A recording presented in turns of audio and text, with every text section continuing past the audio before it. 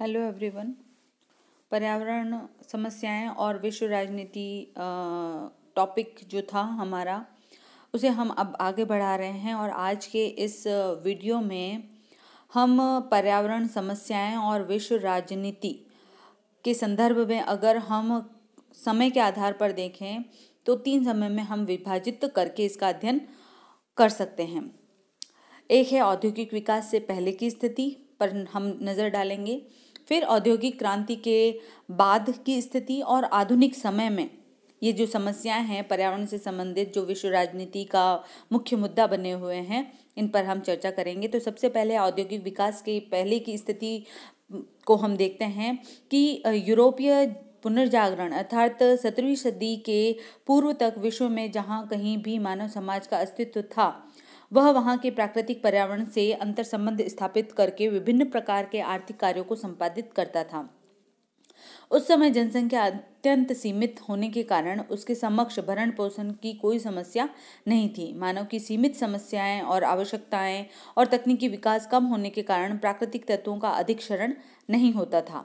आधुनिक उपभोक्तावाद की तरह जीवन शैली विकसित न होने के कारण मानव प्राकृतिक तत्वों से सीधे अपनी आवश्यकता की पूर्ति कर लेता था। लेकिन जैसे जैसे जनसंख्या में वृद्धि होती गई, मानव की आवश्यकताएं बढ़ती गई और नए नए तकनीकों के आविष्कार से अधिकाधिक प्राकृतिक तत्वों का शोषण किया जाने लगा।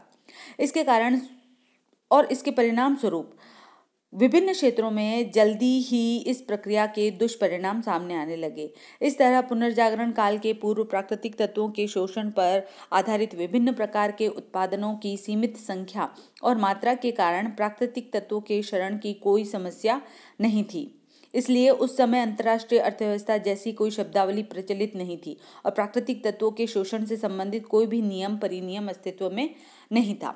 लेकिन औद्योगिक क्रांति के बाद की स्थिति में परिवर्तन आया।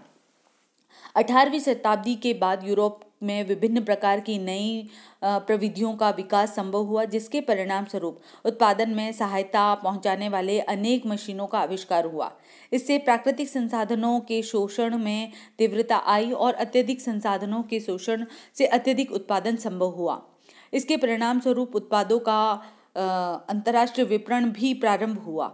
संपूर्ण यूरोपीय राष्ट्रों में एडम स्मिथ के अत्यधिक उत्पादन पर आधारित आर्थिक विकास का प्रचलन हो गया, जिससे हर राष्ट्र अपने प्राकृतिक संसाधनों का अधिक शोषण करते हुए अधिक उत्पादन करके आर्थिक विकास के अपने उच्चतर स्तर को प्राप्त करना प्रारंभ कर दिया।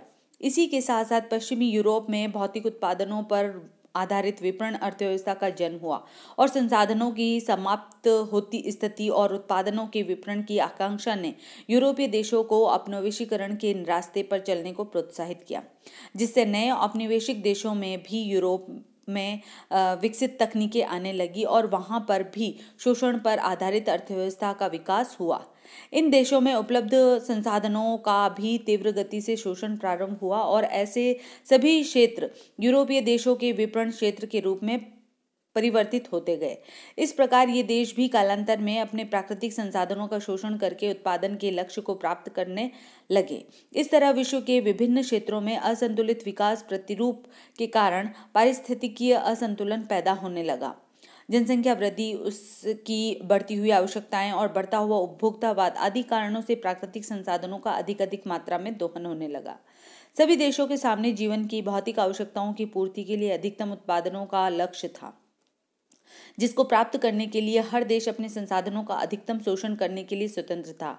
यही कारण है कि भौतिक विकास की अंधी दौड़ में पुनर्जागरण काल से लेकर 20वीं शताब्दी के पूर्वार्ध तक विभिन्न संसाधनों के अत्यधिक शोषण की प्रवृत्ति दिखाई देती है।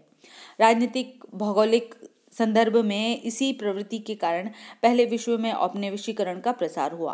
कालांतर में प्रतिस्पर्धी शक्तियों द्वारा अनेक क्षेत्रों में संघर्ष की स्थिति पैदा की गई, जो प्रथम और द्वितीय महायुद्ध के रूप में देखी जा सकती है। राजनीतिक प्रभुत्व प्राप्त करने की इच्छा के अतिरिक्त इन महायुद्धों का एवं आर्थिक कारण भी था, जिसमें विभिन्न देशों और क्षेत्रों में वितरित प्राकृतिक क्षेत्रों पर प्रभुत्व स्थापित करना मुख्य है। 16वीं शताब्दी में इसके उदाहरण यूरोपीय देशों द्वारा विभिन्न औपनिवेशिक देशों के संसाधनों के शोषण के रूप में देखे जा सकते हैं। अथवा उस समय की सबसे बड़ी औपनिवेशिक शक्ति ब्रिटेन द्वारा विश्व व्यापार पर आधिपत्य स्थापित करने के लिए विश्व के महत्वपूर्ण जलमार्गों पर कब्जा करना भी रहा। द्वितीय महायुद्ध काल में भी पूर्वी एशिया के संसाधनों का शोषण या जर्मनी द्वारा हृदय क्षेत्र में प्रभुत्व विस्तार की संकल्पना भी संसाधनों पर आधिपत्य के लिए ही की गई थी। परिस्थितियां बदली और आधुनिक काल में स्थितियां बिल्कुल अब परिवर्तित हो चुकी हैं। प्राकृतिक संसाधनों और मानवीय क्षमता के पारस्परिक अंतर संबंधों के परिणाम स्वरूप अभिनव विकास के नए प्रतिमान द्वितीय महायुद्ध के बाद स्थापित किए गए। इसके अंतर्गत भी प्राकृतिक संसाधनों का अत्यधिक शोषण करके विकास के अपेक्षित स्तर को प्राप्त करना ही हर देश का अपेक्षित उद्देश्य बन गया। छठवें दशक के अंत में संयुक्त राष्ट्र संघ ने 1960 को अंतर्राष्ट्रीय विकास वर्ष भी घोषित किया। इसके अंतर्गत संपूर्ण विश्व में भेदभाव रहित विकास को ही हर देश का लक्ष्य निर्धारित किया गया। संसाधनों के शोषण और उसमें प्रयुक्त होने वाली विभिन्न तकनीकों के स्वतंत्र प्रवाह को भी स्वीकार किया गया, लेकिन संयुक्त राष्ट्र संघ की विभिन्न एजेंसियों द्वारा निर्धारित किए गए मार्ग निर्देशक सिद्धांतों को अपेक्षाकृत अधिक विकसित देशों ने अपने अनुसार प्रयोग करना आरंभ किया। इससे कुछ देश अपने संसाधनों का अंधाधुंध शोषण करते गए, जबकि बहुत से देश उनकी अपेक्षा पिछड़ते गए। विश्व के विभिन्न क्षेत्रों में इस प्रकार पारिस्थितिक असंतुलन पैदा होने लगा और कुछ विशेष तत्वों के अत्यधिक शोषण के कारण उनके दुष्प्रभाव भी दिखाई देने लगे। पर्यावरण के अवनयन से उत्पन्न कठिनाइयां किसी एक देश के लिए ही नहीं बल्कि संपूर्ण मानवता के लिए संकट बनने लगी। प्रदूषण के साथ सीमित संसाधनों का अधिक दोहन अधिक चिंता का विषय बनने लगा।